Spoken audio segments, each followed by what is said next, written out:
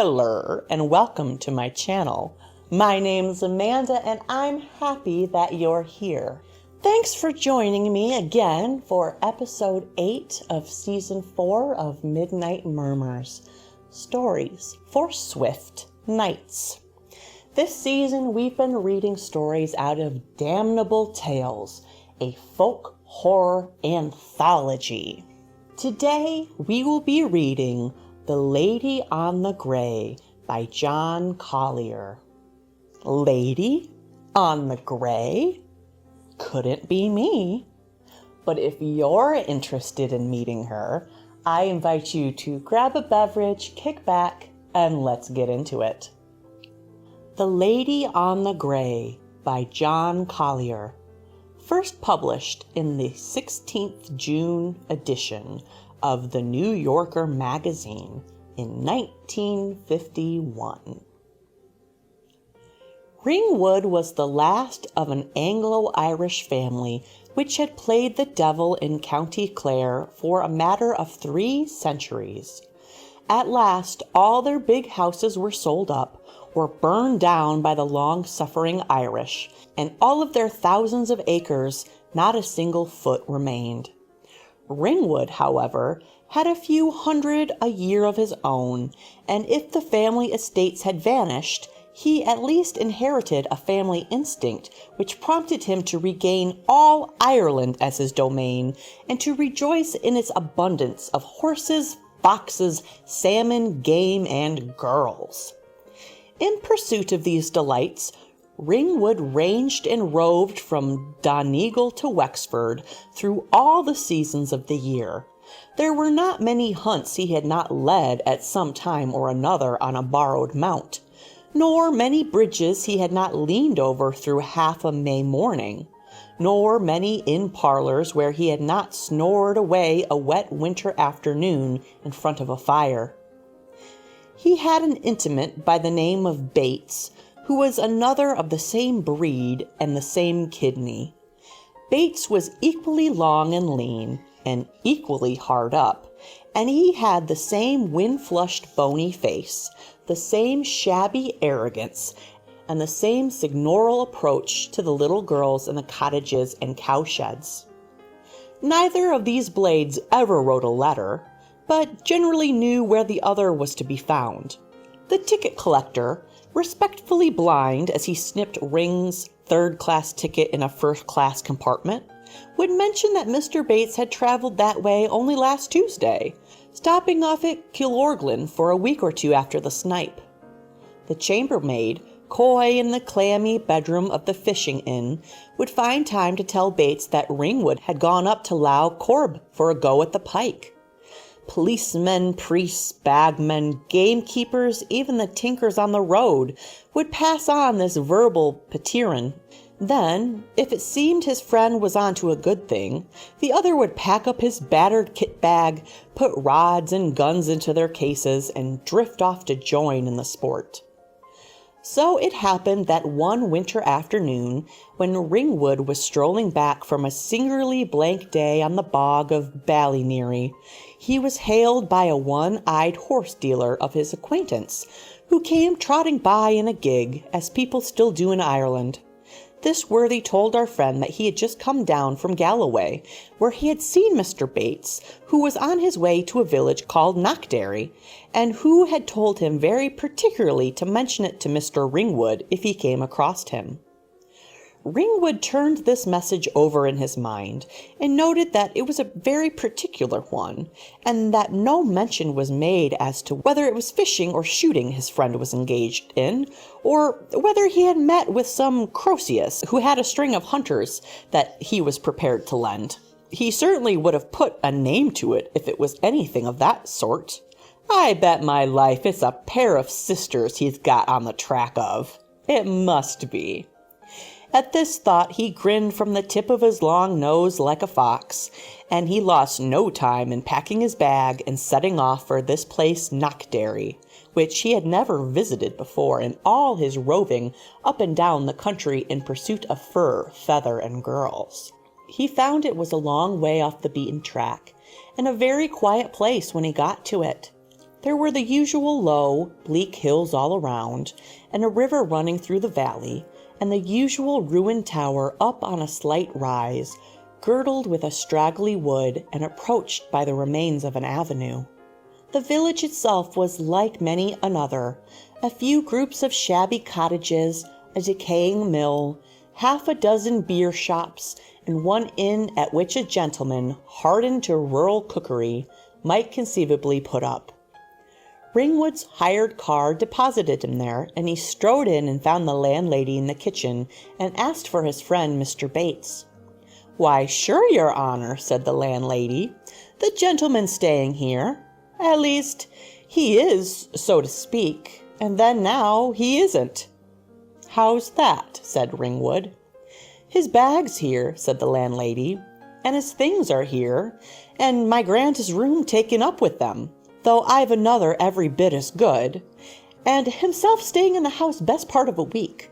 But the day before yesterday he went out for a bit of constitutional, and, would you believe it, sir, we've seen neither hide or hair of him since."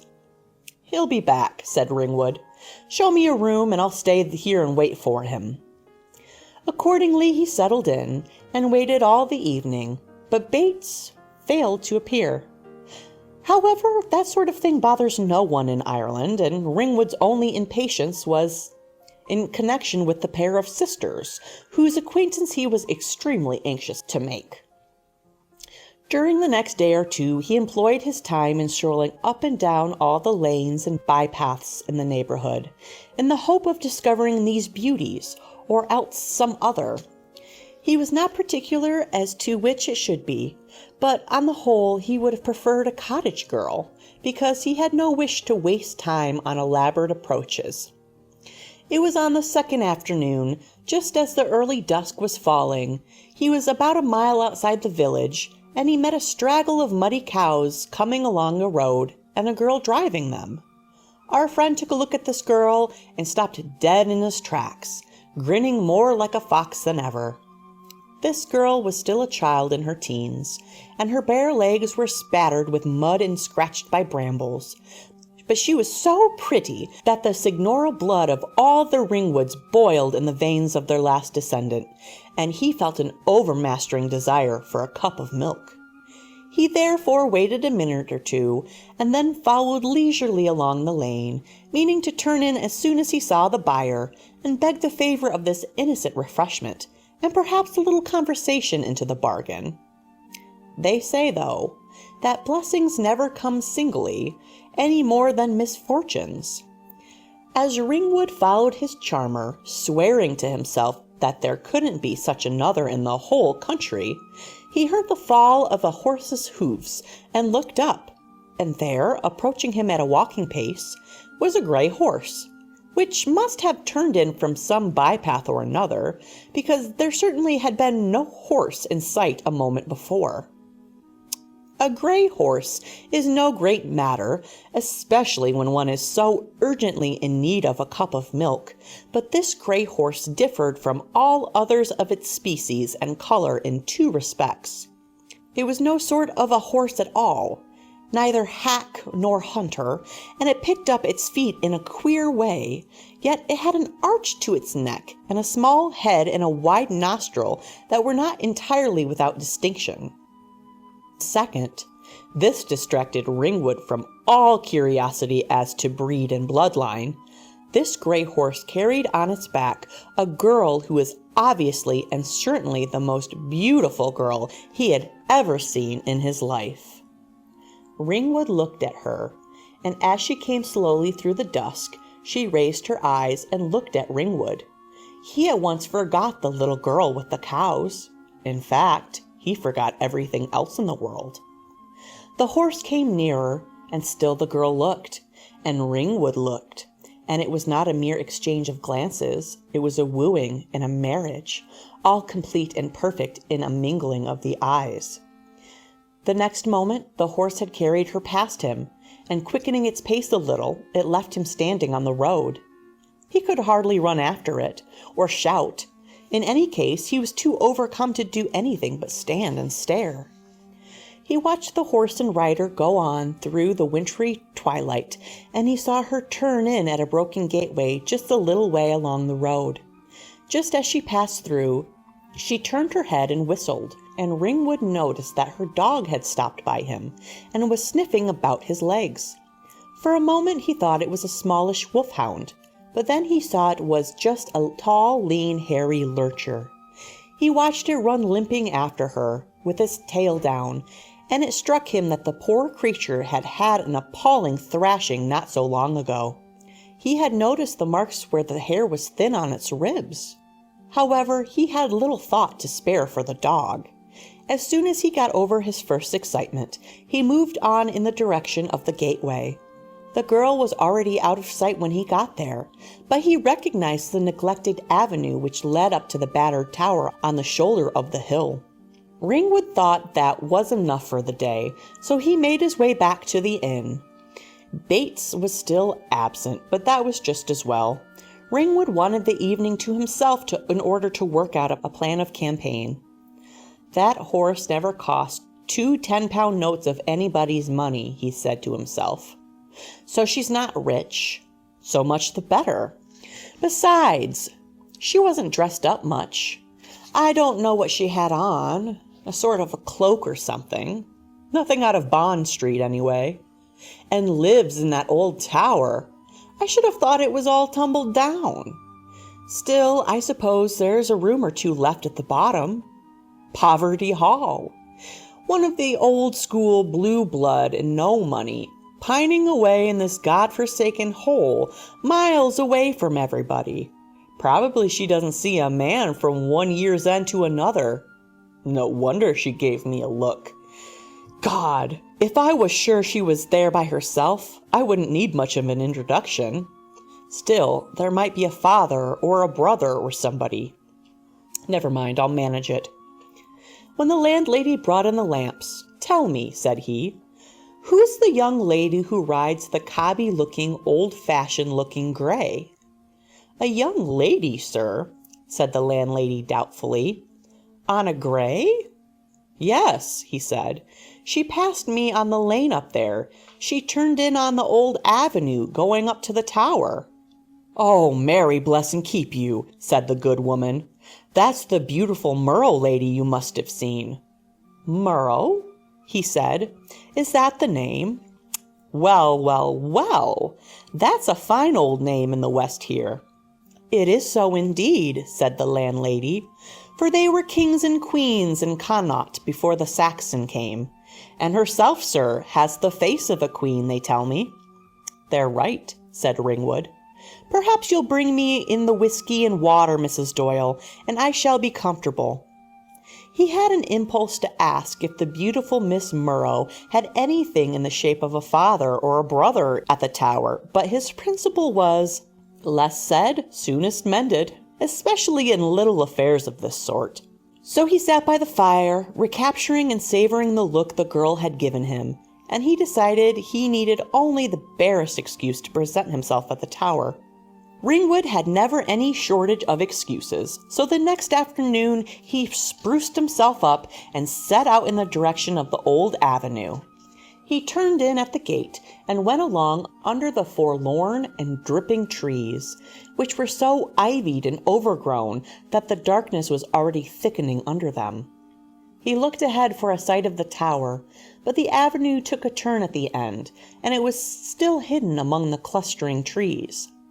Just as he got to the end, he saw someone standing there, and he looked again, and it was the girl herself, standing as if she was waiting for him. "Good afternoon, Miss Murrow," he said, as soon as he got into earshot. "Hope I'm not intruding. The fact is, I think I had the pleasure of meeting a relation of yours down in Cork only last month." By this time he had gotten close enough to see the look in her eyes again, and all this nonsense died away in his mouth, for this was something beyond any nonsense of that sort. "I thought you would come," said she. "My God," said he, "I had to. Tell me, are you all by yourself here?" "All by myself," she said, and she put out her hand as if to lead him along with her. Ringwood, blessing his lucky stars, was about to take it when her lean dog bounded between them and nearly knocked him over. "Down!" cried she, lifting her hand. "Get back!" The dog cowered and whimpered, and slunk behind her, creeping almost on its belly. "He's not a dog to be trusted," she said. "He's all right," said Ringwood. "He looks a knowing old fellow. I like a lurcher. Clever dogs. What? Are you trying to talk to me, old boy?" Ringwood always paid a compliment to a lady's dog, and in fact the creature really was whining and whimpering in a most extraordinary fashion. "Be quiet," said the girl, raising her hand again, and the dog was silent. "A cur," said she to Ringwood. "Did you come here to sing the praises of a half-bred cur?" With that she gave him her eyes again, and he forgot the wretched dog, and she gave him her hand, and this time he took it, and they walked towards the tower. Ringwood was in seventh heaven. "What luck," thought he. "I might at this moment be fondling that little farm wench in some damp and smelly cowshed, and 10 to 1 she'd be sniveling and crying and running home to tell her mammy.